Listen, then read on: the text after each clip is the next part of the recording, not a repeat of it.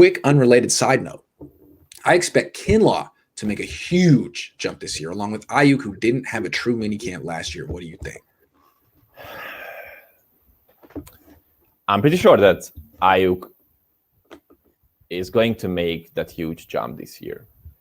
And hopefully Kinlaw will be better as well. But to be honest, I will always compare him to DeForest Buckner because we just traded him for DeForest Buckner, if I simplify those things. And he will never be as great, in my opinion, but prove me wrong. Prove me wrong, Jay. Yeah, with Kinlaw, I feel like, I don't know, he could make a huge jump, but if the expectation is that he's going to become this super refined pass rusher, I think you're going to be let down. He's a very good run defender who's very powerful and can push the pocket, just like Eric Armstead. Eric Armstead is on his second contract making almost $20 million a year. Kinlaw could get there too. Kinlaw could have a very successful career. But if you're expecting him to be the kind of guy who gets you like a guaranteed 8 sacks a year like Buckner, because he's got the swim move and the counter, and it's like, nah, I just don't see that happening. But maybe. I just don't. I mean, like, I feel like that's not a skill you develop in the NFL. That's a skill you develop before. That's a skill set you have. That's what Buckner had at Oregon. Anyway, the other question here was Aiyuk. I do agree that Aiyuk is going to look – every year there's a player on the Niners who totally remakes his body. And Aiyuk was built last year. But have you seen him recently?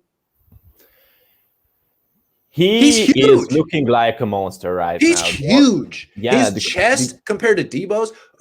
I made a mistake yesterday. I called out Dante Pettis, and I need to stop with that. But when I saw Brandon Aiyuk, someone said like year 2 Brandon Aiyuk loading. I was like, okay, now do Dante Pettis. Like the thing about Dante Pettis to me, and I swear I'm going to stop talking about you, Dante. I like you very much, but it feels like he's built for the NBA or the MLB.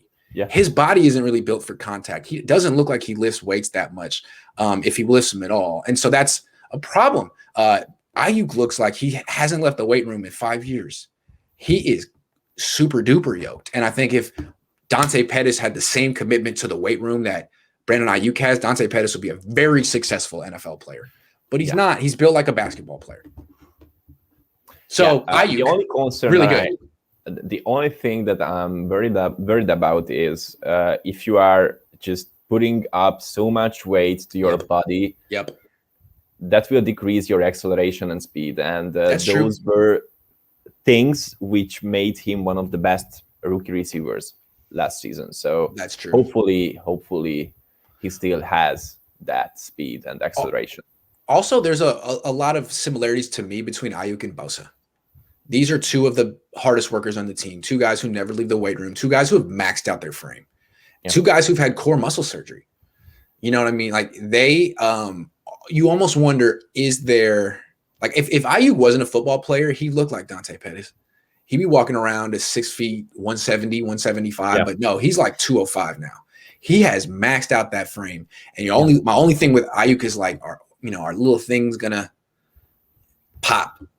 Break little soft tissue things, because he does have that history, and his body is like, as I said, it's really maxed out. So while he's healthy, while Bosa's healthy, it's going to look very good. It's going to look very, very good. And I'm not wishing injuries on Aiyuk. That's the only thing that's my only hesitancy with him, because he's got the skills, he's got the work ethic, he's got the body, he's going to be a stud while he's on the field. I'm confident of that.